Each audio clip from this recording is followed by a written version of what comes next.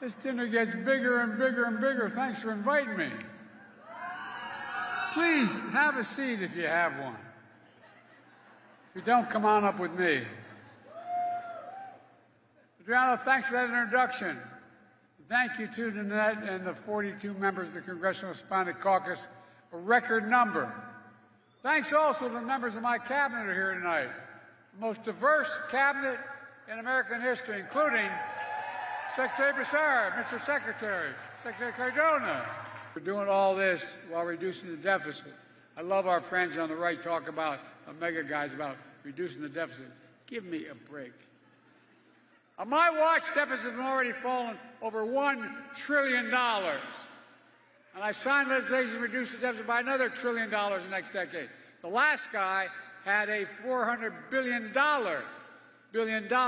deficit over 4 years. We're doing it by making the wealthy and big corporations begin to start to pay their fair share. Anybody out here think the tax system is fair? Raise your hand. Well, we have about 1,000 billionaires in America. You know what the average rate, the average rate that they pay for federal taxes? 8% in federal income taxes. 8. That's less than a firefighter or a teacher. It's wrong. And I'm proposing a billionaire minimum. Now, what we're also going to say is that all the programs have represent the largest modern U.S. experiment in unrestricted cash payments, with more than 12,000 Californians expected to receive more than $180 million in public and private funds. Nowhere else have so many guaranteed income pilot programs launched at the same place. Keep that in mind, folks, because a new advocacy group actually doesn't want to let Republican lawmakers who oppose student loan forgiveness off of the hook. This Thursday, a nonprofit called Protect the Borrowers Action released an ad that criticized 13 Republicans and who voted back-to-back student debt relief. At the end of June this month and next month as well for August, the Supreme Court has struck down Biden's plan to cancel up to $20,000 in student debt for the federal borrowers. It came after both the House and the Senate passed a bill to take back Biden's debt relief that the president ultimately vetoed.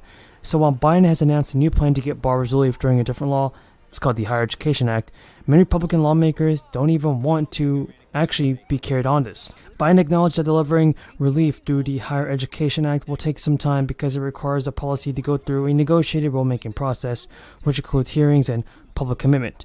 Still, payments are scheduled to resume in October, but still, with interest accruing again in September. And while the Education Department announced a 12-month ramp on payments after the repayment starts, Alexandria Ocasio-Cortez is worried. Folks, more and more checks are expected to arrive for the Americans throughout the summer and fall. Lawmakers are agreeing to provide the low income with extra financial relief, and relief may either be in the form of a one-time check or direct deposit.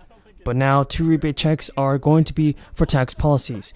These checks are typically sent out after individuals file their annual tax returns and determined to be eligible for a refund or credit.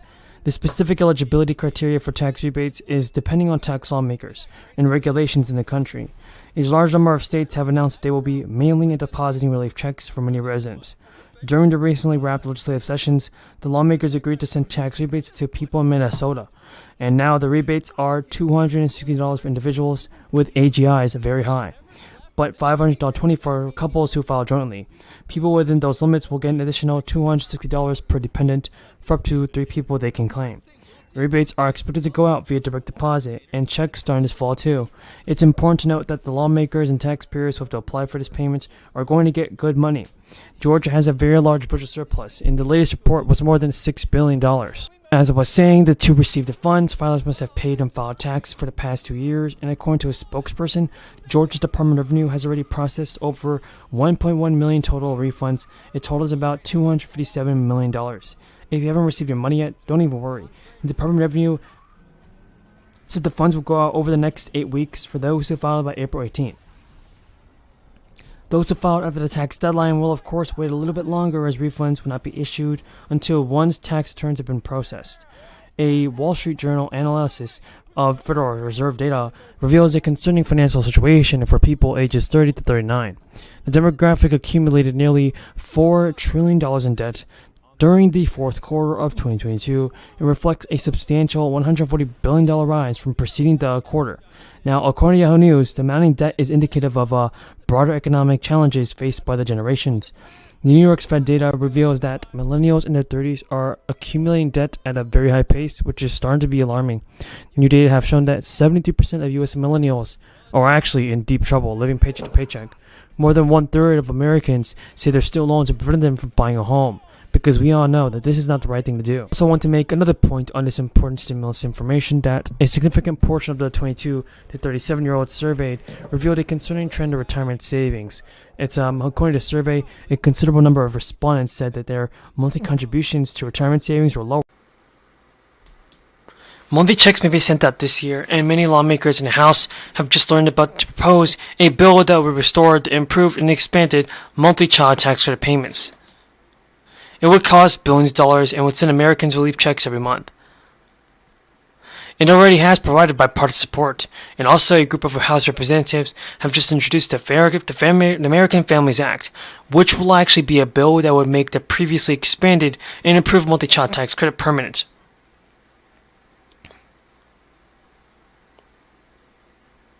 And during the crisis, the American Rescue Plan Act provided relief for American families through a series of payments and credits. One of those was a supercharged version of the child tax credit. And beginning in July of 2021, the IRS began distributing nearly $90 billion in advance child tax credit payments to families. Those are paper checks or direct deposits that appeared each month.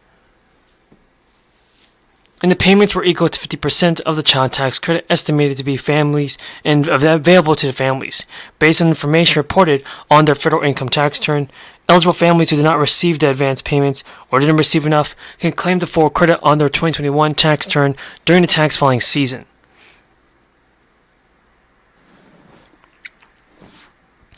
Mailing the payments in monthly installments wasn't the only change, and the credit was also bigger and fully refundable to qualifying taxpayers, and it means that you could receive the advanced child tax credit payment even if you did not owe any taxes.